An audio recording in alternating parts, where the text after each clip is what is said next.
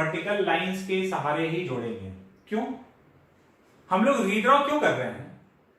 हम लोग रीड्रॉ इसलिए कर रहे हैं ताकि अपना काम आसान हो जाए, है ना। जो चीज नहीं दिख रहा था वो दिखने लग जाए। अब तुम टेढ़ा मेढ़ा लाइन ड्रॉ करोगे तो पता चला सर्किट पहले ही छुपा हुआ था, तुम जो बनाए वो भी कॉम्प्लिकेटेड सर्किट बन गया छुपा हुआ, तुमको नहीं दिख रहा है।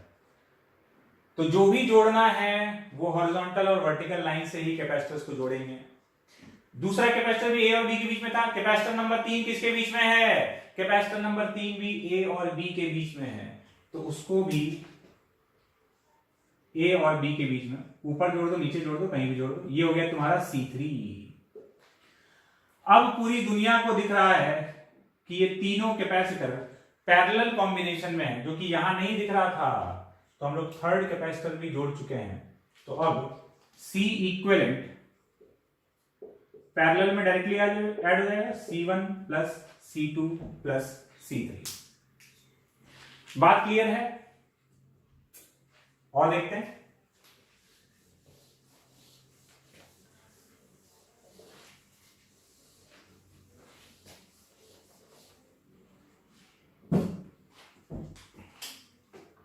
एग्जाम्पल,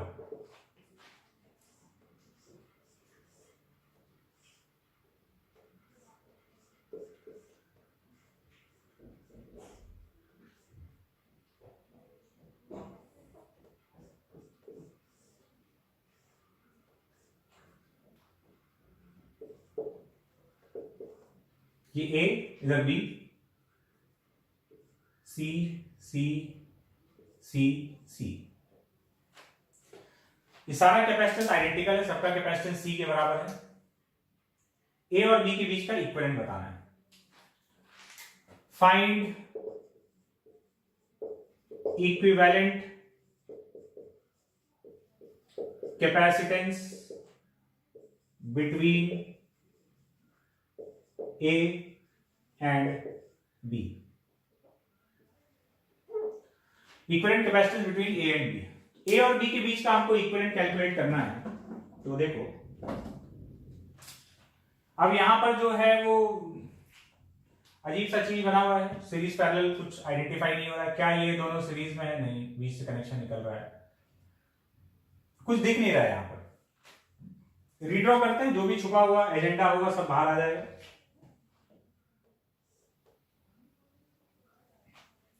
तो सबसे पहला स्टेप, हर एक कैपेसिटर के दोनों टर्मिनल्स का नेमिंग करना है हमको। तो कर देते हैं। देखो, ये पॉइंट ए है तो ये ए हो गया, ये वाला ए है तो ये भी तो ए हो गया, यहां ये बी है, ये बी हो गया, तो ये भी बी हो गया, तो ये भी बी हो गया। क्या इसको हम बी बोल सकते हैं? नहीं, यहां से यहां आने में हम एक एलिमेंट को कूद के आना पड़ रहा है, वायर से नहीं पहुंच पा रहे। क्या इसको हम ए बोल सकते हैं? नहीं, ए भी नहीं बोल सकते। ये वाला जो पॉइंट है ये ए भी नहीं है, ये बी भी नहीं है, तो इसको कोई नया पॉइंट नाम दे देते हैं। इसको हम बोल देते हैं डी। तुम बोलोगे सर ए बी के बाद सी आता है, हमको ही पता है। हम इसको डी इसलिए बोल रहे हैं, देखो सी हम लोग कैपेसिटेंस के लिए सिंबल यूज कर लिए हैं, तो सी लिख देंगे तो कोई कंफ्यूज हो जाएगा, अरे यहां भी कैपेसिटर, यहां भी, ये डॉट भी एक कैपेसिटर है क्या, है ना। फिर अकेले में बैठ के रोगे, है ना। इससे बढ़िया इन सब परेशानियों में ना पड़ते हुए हम लोग इसको क्या बोल देते हैं? डी। तुमको लगेगा अरे सर इस पॉइंट को भी कैपेसिटर बोल दिए हैं, ऐसा लग सकता है। दुनिया में हर वैरायटी के लोग हैं, है ना। तो तुमको प्रॉब्लम में ना डालते हुए हम इस पॉइंट को नाम दे दिए डी। ये कोई नया पॉइंट है, ठीक है। अब हर एक कैपेसिटर के दोनों टर्मिनल्स का नेमिंग हम लोग कर चुके हैं। अब ड्रॉ करते हैं इक्विवेलेंट। देखो, जिन दो पॉइंट्स के बीच में इक्विवेलेंट चाहिए उसको हम यहां पर हॉरिजॉन्टल लाइन में बना लिए। ये पॉइंट ए, ये बी। ये वाला कैपेसिटर किसके बीच में है? ए और बी के बीच में। ये ए और बी के बीच में, इसका कैपेसिटेंस हो गया सी। इसका काम तमाम। फिर ये वाला कैपेसिटेंस किसके बीच में, ए और डी, डी कोई नया पॉइंट आ गया, ए और डी के बीच में, तो ये ए और कोई नया पॉइंट ले लिया डी, इसके बीच में कैपेसिटेंस सी, इसका काम भी तमाम। फिर ये वाला किसके बीच में, ये डी और बी के बीच में है, डी और बी के बीच में, तो डी और बी के बीच में एक कैपेसिटेंस जुड़ गया सी।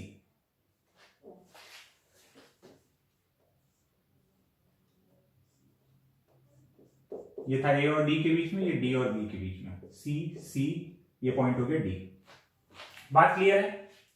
तो ये डी और बी के बीच में था, डी और बी के बीच में एक जोड़ दिया ये वाला। और ये वाला कैपेसिटेंस किसके बीच में है, ये भी डी और बी के बीच में है, डी और बी के बीच में एक और कैपेसिटेंस, तो डी और बी के बीच में एक और कैपेसिटर जोड़ देंगे। ये डी और बी के बीच में था, ये भी डी और बी के बीच में था, तो ये डी और बी के बीच में एक और कैपेसिटर जुड़ गया, ये सी। टोटल 4 था, यहां 4 जुड़ चुका है। आप देख लो, सबको दिख रहा है सीरीज पैरेलल बहुत क्लियर तरीके से। ये दोनों पैरेलल कॉम्बिनेशन में है, तो इसका इक्विवेलेंट हो गया 2C। ठीक है, फिर यहां पर ये B और ये A, ये C और ये 2C, इधर ये C और 2C सीरीज कॉम्बिनेशन में है, सीरीज कॉम्बिनेशन में है, तो इन दोनों का equivalent C1 C2 upon C1 plus C2, तो 2C/3, C और 2C का इक्विवेलेंट 2C/3 हो गया।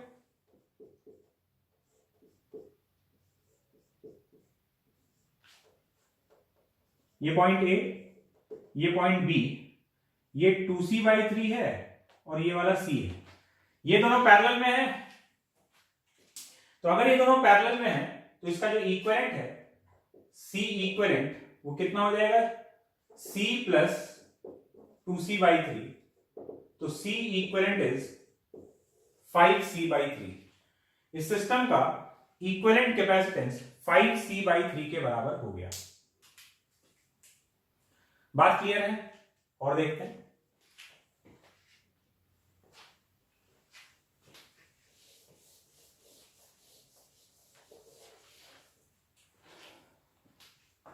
अगले क्वेश्चन को अटेम्प्ट करने की कोशिश करो पॉज करके।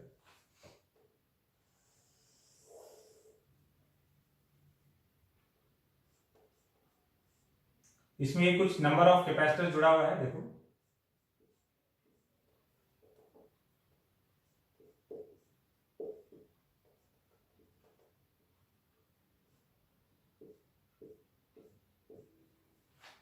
ये एक सर्किट बना हुआ है। सवाल वही है, जो सारा कैपेसिटर्स आइडेंटिकल है, फाइंड इक्विवेलेंट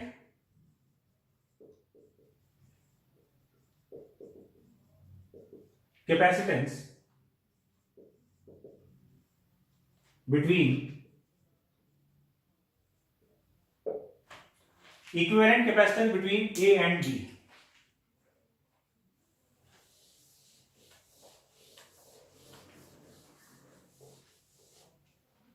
पॉज करके ट्राई करो, ठीक है, कर लिए, सॉल्व करते हैं। देखो यहां कुछ जाल है, पता नहीं क्या है, सीरीज पैरेलल दिख नहीं रहा है, रीड्रॉ करते हैं, सारा मामला सामने आ जाएगा। तो सबसे पहले स्टेप नंबर 1, हर एक कैपेसिटर के दोनों टर्मिनल्स का नेमिंग करना है, कर डालते हैं। ये वाला पॉइंट B है, ये B हो गया, इस सर्कल का सारा ही पॉइंट B हो जाएगा, ये भी B, ये B और ये वाला भी B। ये वाला A है, तो क्या हम इसको A लिख सकते हैं? नहीं नहीं, तो इस पॉइंट को हम क्या लिखेंगे, ना तो ये पॉइंट A है, ना ही पॉइंट, ये यहां से यहां आ गए, डायरेक्टली वायर के थ्रू नहीं आए। इस पॉइंट को हम B भी नहीं बोल सकते हैं, तो क्या बोल दिया जाए, D। C नहीं बोल रहे हैं, फिर से वही कंफ्यूजन होगा कि सर C तो कैपेसिटेंस के लिए यूज किया गया है। इसलिए है ना, तुमको सी बोलना है तो सी भी बोल सकते हो, हमको कोई दिक्कत नहीं है। यहां हो गया डी। अब यहां टोटल 4 कैपेसिटर है, तो ये हो गया अपना पॉइंट ए, ये बी। देखते जाते हैं कौन किसके बीच में है। ये वाला कैपेसिटर ये किसके बीच में है, ए और डी के बीच में।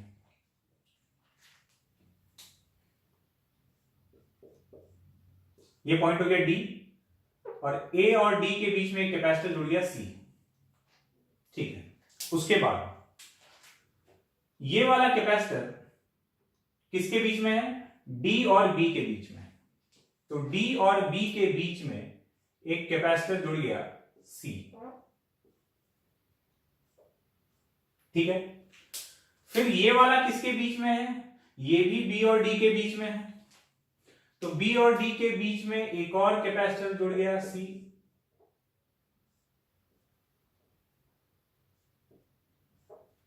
फिर ये वाला किसके बीच में है, तो ये भी बी और डी के बीच में है, तो बी और डी के बीच में एक और कैपेसिटर जुड़ जाएगा ऑफ कैपेसिटेंस सी।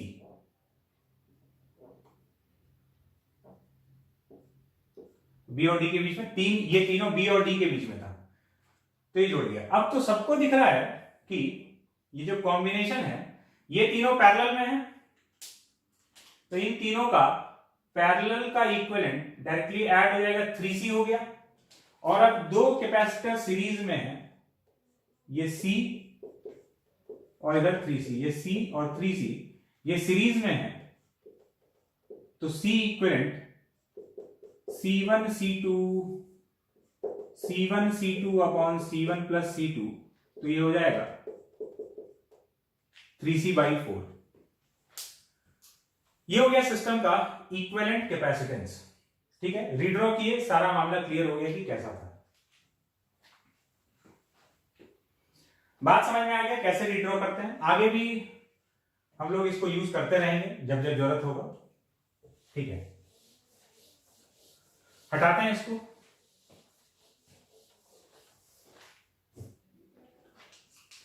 अगले टाइप पे चलते हैं। अगला टाइप है इनफाइनाइट लैडर।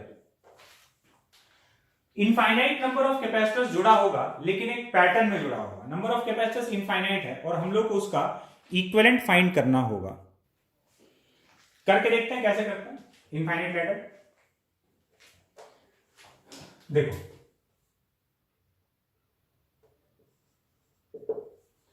इनफाइनाइट लैडर में दो टाइप का पॉसिबिलिटी दिखाता है। कैसे, देखो, एक टाइप तो ये हुआ,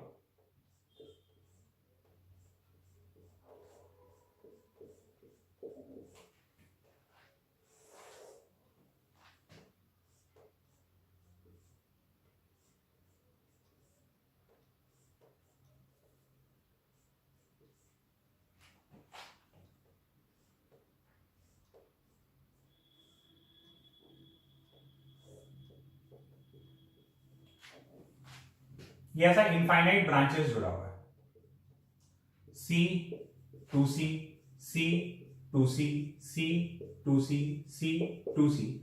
ये ऐसा ऐसा जो यूनिट है C 2C C 2C वाला, ऐसा इनफाइनाइट यूनिट्स लगा हुआ है। तो इनफाइनाइट नंबर ऑफ कैपेसिटर्स है, लेकिन एक पैटर्न में है। सवाल वही है, क्या, find equivalent capacitance between A and B। A और B के बीच में इक्विवेलेंट कैपेसिटेंस फाइंड करना है। ठीक है, करके देखते हैं। देखो, थोड़ी देर के लिए मान लेते हैं कि जो C इक्विवेलेंट है वो X है। A और B के बीच में जो इक्विवेलेंट कैपेसिटेंस है वो X है। ठीक है, अब देखो, ये सवाल किस कंसेप्ट पर बेस्ड है। ये सवाल बेस्ड है उस कंसेप्ट पर कि समुद्र में से एक लोटा पानी निकाल लिए। ठीक है, तो क्या समुद्र को कोई फर्क पड़ा? अभी समुद्र में कितना पानी है? समुद्र -1 लोटा। नहीं, समुद्र का पानी अभी भी इनफाइनाइट है। पहले समुद्र में कितना पानी था? इनफाइनाइट। समुद्र में से 1 लोटा पानी निकाल लिए तो कितना पानी बचा? इनफाइनाइट। या कोई क्वांटिटी इनफाइनाइट है, उसमें से 1 माइनस कर दिए तो अब वो क्वांटिटी कितना है? अभी भी इनफाइनाइट है। इसी कंसेप्ट पर ये क्वेश्चन बेस्ड है। तुम बोलोगे सर कुछ बुझाया ही नहीं, हमको पता है कुछ नहीं बुझाया, अभी बुझा जाएगा। मैथ्स में 10th तक में एक सवाल कराया जाता है ना। 10th तक में अगर हम लोग थोड़ा सा मैथ्स में इंटरेस्ट लेके 10th तक में, 11 12 का बात नहीं कर रहे हैं, ऐसा एक क्वेश्चन रहता है कि x इक्वल टू रूट, हो सकता है देखे हो सकता है नहीं भी देखे हो। नहीं देखे हो तो बहुत खुशी का बात है, अब देख लेना। √2 plus √2 plus √2 plus √2 plus √2 plus, ऐसा इनफाइनाइट तक जा रहा है, इसका कोई लिमिट ही नहीं है। और हमसे बोलेगा फाइंड x। ये 10 तक के मैथ्स का सवाल है, ठीक है। अब इसमें हम लोग क्या बोलते हैं कि देखो x किसके बराबर है? √2 प्लस √2 प्लस √2 प्लस √2, ऐसे करके कितना? Infinite term. अगर हम इसमें से ये वाला हटा भी दें, पहला एक मिटा दिए, किसी को पता चलने वाला है कि हम एक मिटा लिया? अभी कितना टर्म लिखा हुआ है इसमें? अभी भी इनफाइनाइट लिखा हुआ है। तो एक मिटाने के बाद भी ये जो बचा है ये किसके बराबर है? x के बराबर ही है। तो x इक्वल टू, ये लिखा हुआ था एक्चुअली 2 प्लस √2 प्लस 2 प्लस, ऐसे लिखा हुआ है। तो हमको इसमें x का वैल्यू फाइंड करना है। हम ये पहला वाला अगर हटा भी देते तो ये जो सामान लिखा हुआ है फिर से x लिखा हुआ, 2 हटा दो तब भी कोई फर्क नहीं पड़ेगा। तो ये जो एक यूनिट छोड़ के अगर हम इस पूरे सामान का बात करें, कोई अगर हमको यहीं से दिखाता, ये दिखाई नहीं रहा है, तो ये किसके बराबर है? ये तो x के बराबर ही है। तो कैसे चालू हो रहा है? √2 प्लस √2, कितना टर्म है? इनफाइनाइट टर्म्स है। तो अगर ये x है, अगर ये x है तो एक यूनिट छोड़ के ये भी तो x है। तो x इक्वल्स टू √2 प्लस, ये पूरा सामान x बोल दिया गया, स्क्वायर कर दो, x² equal to 2 plus x। Quadratic solve कर लोगे, x का वैल्यू आ जाएगा। एग्जैक्टली यही बात यहां होने वाला है, एग्जैक्टली सेम चीज। देखो ये पॉइंट है a b, सपोज ये पॉइंट है a डैश b डैश। हम बोल रहे हैं कि a और b के बीच का इक्विवेलेंट, a और b के बीच का जो इक्विवेलेंट है वो x है, ठीक है। अगर हम पहला यूनिट छुपा लें, पहला यूनिट छुपा लिए, पहले देखो तुमको यहां क्या दिख रहा था, यहां शुरुआत कैसे हुआ? C2C C2C C2C, ऐसा कितना जा रहा है? इनफाइनाइट। अगर हम पहला यूनिट छुपा लें, मिटा दें, हम किसी को दिखाएं नहीं, तो अब इसके आगे यहां से a डैश b डैश के आगे जो सर्किट दिख रहा है वो कैसा दिख रहा है? C2C C2C, और कितना यूनिट्स है? इनफाइनाइट। तो इसका, इसके आगे अगर पूरा इक्विवेलेंट x है, C इक्विवेलेंट को हम x बोल रहे हैं, एक यूनिट हटा भी दें तो अब a डैश b डैश के आगे जो इक्विवेलेंट रहेगा, ये पूरा सर्किट तो वही है ना जो यहां दिख रहा था, एग्जैक्टली वही सर्किट लिखा हुआ। तो ये पूरा इक्विवेलेंट किसके बराबर है? वही C2C से चालू हो रहा है, जैसा AB के आगे सर्किट दिख रहा था एग्जैक्टली वैसा A डैश B डैश के आगे दिख रहा है। तो ये पूरा सामान किसके बराबर है? ये पूरा सामान x के बराबर है। बात क्लियर हो गया? तो अब अगर हम इस सर्किट को बना दें तो हम लोग कुछ ऐसा बनाएंगे, ये A, यहां एक जुड़ा हुआ है C, ये जुड़ा हुआ है 2C, ये B, और ये पूरा सामान हटाकर एक सिंगल कैपेसिटर लगा जिसका कैपेसिटेंस x के बराबर है, और ये A और B के बीच में फाइनली जो इक्विवेलेंट आने वाला है सब जोड़ जाड़कर वो किसके बराबर? x के बराबर आएगा। ये पूरा हटाकर x लगा दिए। हर बार इनफाइनाइट लैडर में, इनफाइनाइट वाले सीरीज में हर बार यही करना है, ये फिक्स मेथड है। तो इसका इक्विवेलेंट हो गया 2c प्लस एक्स, पैरेलल में था। अब ये वाला और ये दोनों, ये और ये सीरीज में है, तो 1 upon c plus 1 upon 2c plus x, ये इस पूरे सर्किट का इक्विवेलेंट आ गया किसके बराबर, 1/x के बराबर। सी इक्विवेलेंट को हम लोग x बोल रहे हैं, तो 2c plus x plus c upon c into 2c plus x equal to 1/x। बस अब सॉल्व कर लेते हैं। इधर हो गया 3c plus x into x equal to c into 2c plus x. यहां तक फिजिक्स का काम खत्म और मैथ्स का काम चालू। तो ये हो जाएगा 3cx plus x square equals to 2c square plus cx। तो अपना क्वाड्रेटिक तैयार हो गया, x square plus 2cx minus 2c square equal to 0। इसको सॉल्व कर लेते हैं। x equal to minus b plus minus under root of b square minus 4ac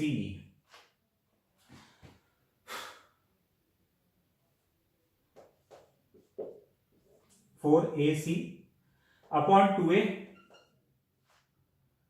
तो ये आ जाएगा minus 2c plus minus 2√3c/2। ये आ गया। तो यहां से x का 2 वैल्यू आ रहा है, x का एक वैल्यू तो आ रहा है कि 2 कैंसिल होने के बाद √3 माइनस 1 इंटू सी, और दूसरा माइनस ऑफ √3 प्लस 1 इंटू सी। तो इसको हटा देंगे क्योंकि कैपेसिटेंस नेगेटिव में नहीं होता है, तो ये अपना आंसर हो जाएगा। C equivalent is equals to √3 minus 1 into C के बराबर। ये सिस्टम का इक्विवेलेंट कैपेसिटेंस होगा। तो हर बार हमको इक्विवेलेंट कैपेसिटेंस निकालने में यही काम करना है। क्या काम करना है, यूनिट्स रिपीट हो रहा होगा, इसके आगे अगर x है तो पहला यूनिट छुपा भी लिया जाए, इंफिनिटी में से एक यूनिट हटा भी दिया जाए तब भी इंफिनिटी है, इसके आगे का सर्किट एग्जैक्टली वही दिख रहा है ना, कोई फर्क ही नहीं है। इसके आगे अगर इक्विवेलेंट x है तो ये हटाकर बात करें तो a डैश b डैश के आगे भी ये पूरा इक्विवेलेंट किसके बराबर है, x के बराबर ही है। तो बस इसको उससे रिप्लेस कर दो और काम तमाम हो जाएगा। इसका जो दूसरा टाइप होता है इनफाइनाइट लैडर का, उस पर बात करते हैं।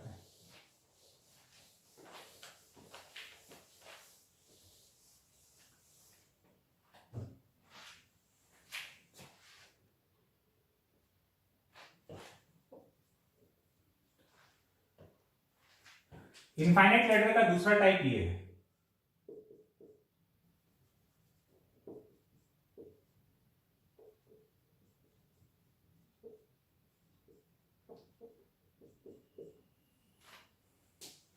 C 2C 2C 4C 4C 8C 8C 16C। अब हर बार यूनिट रिपीट नहीं हो रहा है ना। पहले तो यही यूनिट यहां पा रहा था, फिर वही पहला यूनिट, दूसरा यूनिट, तीसरा यूनिट, सब कुछ सेम था। ये जो यूनिट था यही बार बार रिपीट हो रहा था। इस बार ऐसा नहीं है, रिपीट नहीं हो रहा, लेकिन एक पैटर्न दिख रहा है। क्या दिख रहा है, C से 2C हो गया, फिर 2C से 4C, 4C से 8C, डबल होते जा रहा है, और ये वाला भी डबल होते जा रहा है। तो एक पैटर्न दिख रहा है। वीडियो को पॉज करके सॉल्व करने का कोशिश करो, अटेम्प्ट करो, फिर हम लोग इसको सॉल्व करते हैं। ट्राई किए, सॉल्व करते हैं इसको। देखो, सपोज A और B के बीच में जो इक्विवेलेंट है, C इक्विवेलेंट x के बराबर है, ठीक है। C इक्विवेलेंट तो x के बराबर हो गया।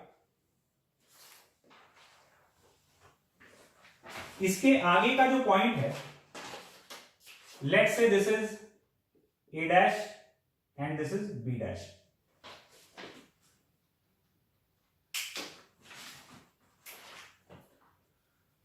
अब अगर हम बोलें कि पहला यूनिट छुपा लिया जाए,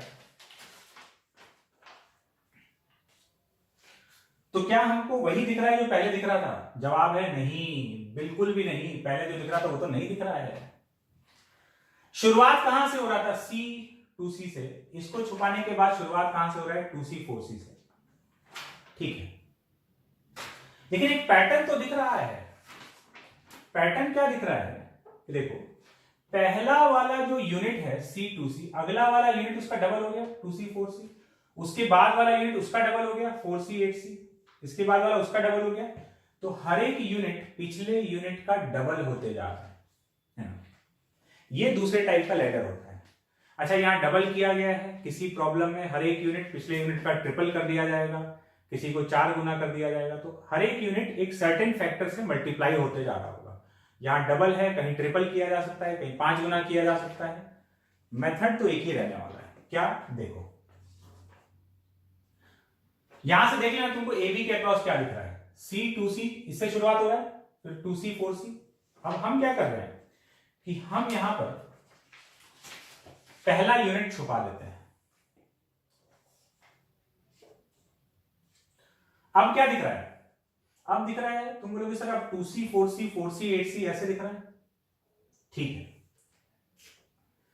A और B के बीच में इक्विवेलेंट हम लोग X माने थे, तो देखना इसमें अगर हम इन सबसे 2 कॉमन ले लें, सबसे 2 कॉमन ले लें, तो ये क्या बचेगा, C 2C 4C, ये 2C, ये 4C, ये 8C। अगर इस पूरे आगे जितना भी कैपेसिटर है सबसे 2 कॉमन बाहर निकाल लें, सबसे 2 कॉमन बाहर निकाल लें, तो अब क्या दिख रहा है, ये 2 हम यहां चुपके से कोने में रखे हुए हैं, है ना।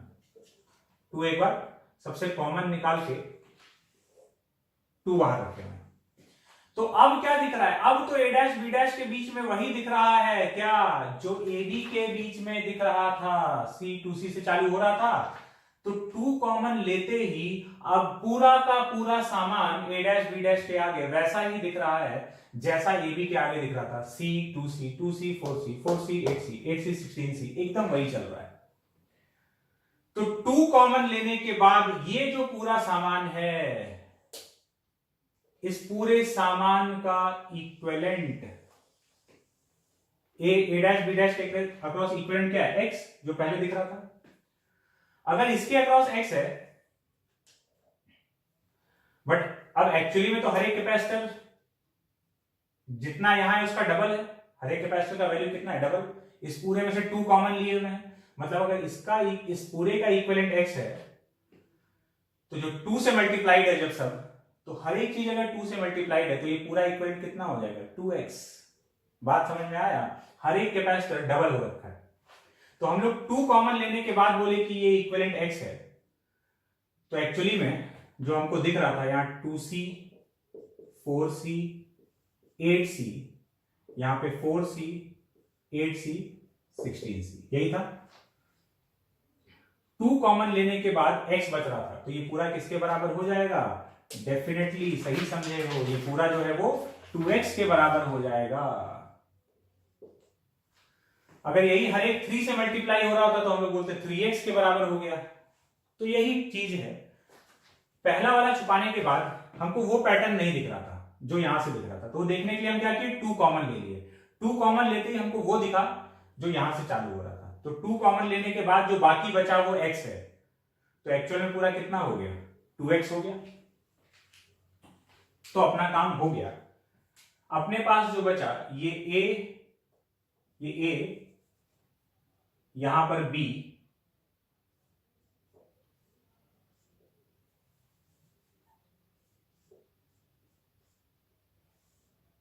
ये C, ये 2C, और इधर वाला पूरा सामान मिलाकर 2x, और इन सबको जोड़कर जो A और B के बीच में इक्विवेलेंट आएगा, C इक्विवेलेंट, वो किसके बराबर लिखा जाएगा, x के बराबर लिखा जाएगा। बात क्लियर है, तो जोड़ लेते हैं।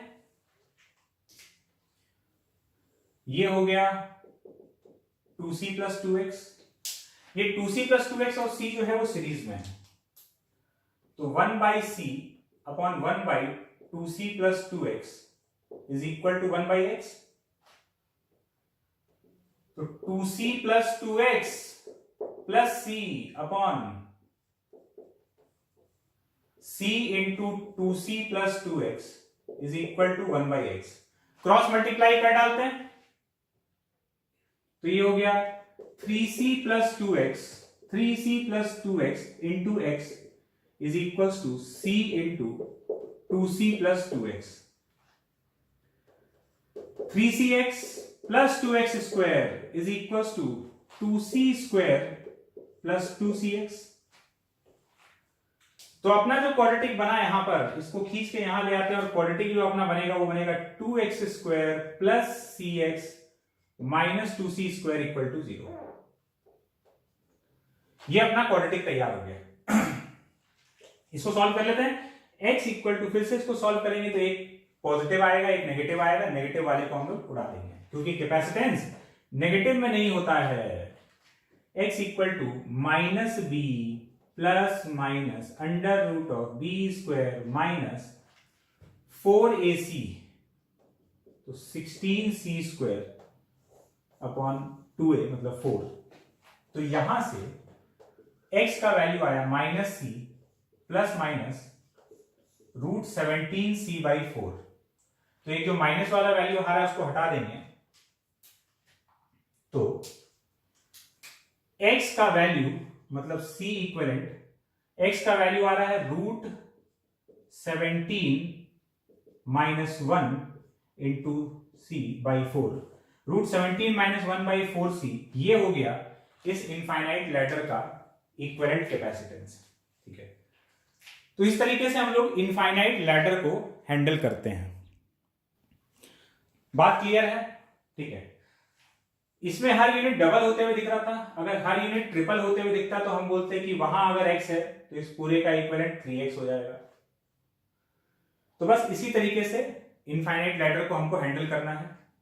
ठीक है, इसके बाद नेक्स्ट कौन सा था? नेक्स्ट था व्हीटस्टोन ब्रिज। देखते हैं उसको आगे।